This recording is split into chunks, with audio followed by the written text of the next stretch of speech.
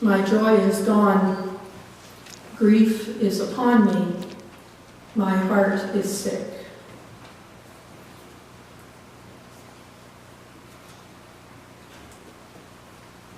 How many of you have said or heard, "This is going to hurt me more than it hurts you"?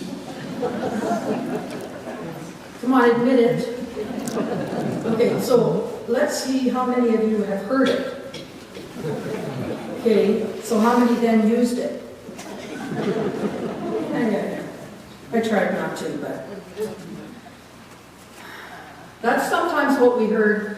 For some, it was when parents were wanting to assure us as they whacked us with on the backside, or they told us we were grounded for the weekend and so we would not be able to go to the amusement park. None of us believed this when we heard it, that it was going to hurt them more than us. But our parents also knew that. They just needed to have their own sense of reassurance. That's why they always followed up with, "This hurts me more than it hurts you," line with, "Someday when you're older, you'll understand." Well, insofar as the Israelites were able to hear God saying how broken God was over the suffering of God's people, you get the feeling they would not have believed that. After all, most of the time, prophets like Jeremiah and Isaiah and others were telling the Israelites that their suffering was coming from the hands of God alone, that this was punishment for their unjust lives, their failure to follow the Torah, their wanton embrace of foreign idols, and the despicable religious practices that often went along with such idolatrous cults. You get the sense that in response to some of the laments contained in Jeremiah 8, a lot of the Israelites would have said, "Well, you could have spared yourself the hurt, dear God. You would not have found us asking you to whack us again and again. Go easy on yourself, God, and then we'll all be happier." We modern-day would-be prophets would do well to listen carefully to the cries of our people.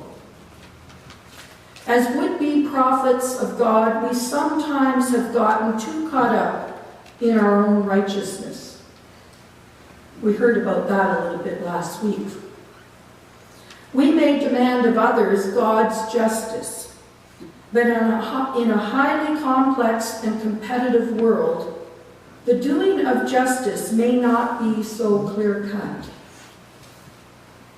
When the people of our flock feel the pressing demands of a capitalist world to work hard and to achieve success, and achieve success, when the women are urged to have it all, to achieve great success in business and equal success as spouse and mother, while the men are to be men and to be relational and giving and listen, yet powerful and winners, when the community is expected to know better and they are in crisis, the cries of the people may ring loud in the land.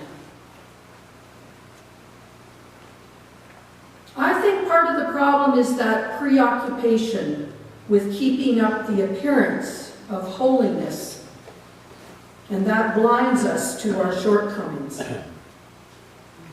It is difficult for most of us to see our own flaws. Sometimes we all need to be pulled up short by someone else and made to see our obvious failings.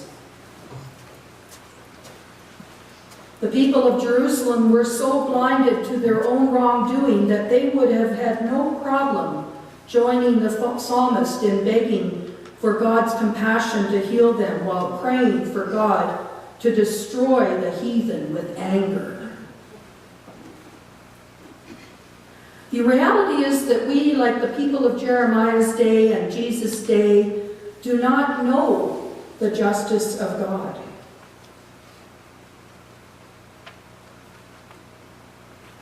The painful truth is that we are not the people we envision ourselves to be. Not always. We do not live up to the convictions we profess to be the basis for our lives. Not always. We do not always recognize our own failings when we blame others for our pain. Not always. We may be in tune to the justice of God in some areas of our lives, but I guarantee that there are others where we are not, and we are clueless about that fact. Jeremiah calls us to ask not, where is God, but what have I done? To pull back the veil of our appearance of godliness so that we can find the way to real healing. I believe in a God of love and a God of compassion. I believe that when we are suffering, God suffers too. After all, we are all God. We all carry our cross as Christ in the world. I believe that how our lives go, for good or for ill, affects God, grieves and wounds God at times. God does not merely view a single image all at once of how history goes, but moves with it. The bad news is that this means God really has had and still has innumerable reasons for divine heartbreak. And the good news is that somehow out of that heartbreak, grace emerges.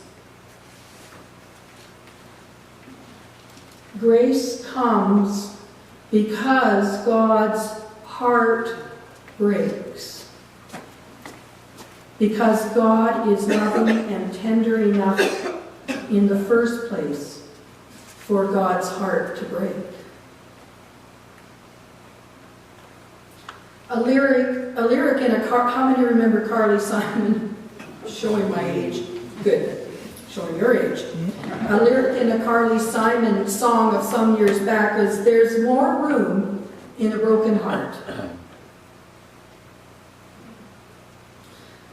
Ain't it the truth? Well, something like that seems true of God. The grace that washes over our lives seeps through the cracks of God's tender, broken heart. And grace can wash over our broken hearts too, and seep into the cracks and help us heal. If we understand that there is room in broken hearts for us to make a difference, a positive difference, then we can offer forgiveness to bring renewal. Then we too can help bring about heaven on earth and abundance for all.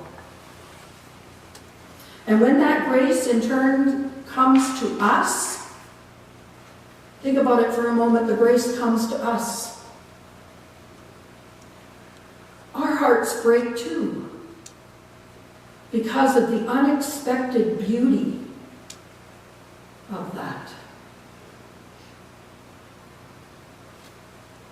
And God keeps coming to us, even in our woundedness and chaos, and says, live.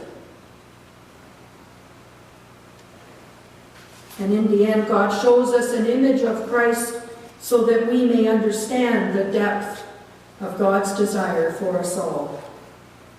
So as bad as it gets, as bad as it's been, for us, for God, God's heart remains as good as it gets.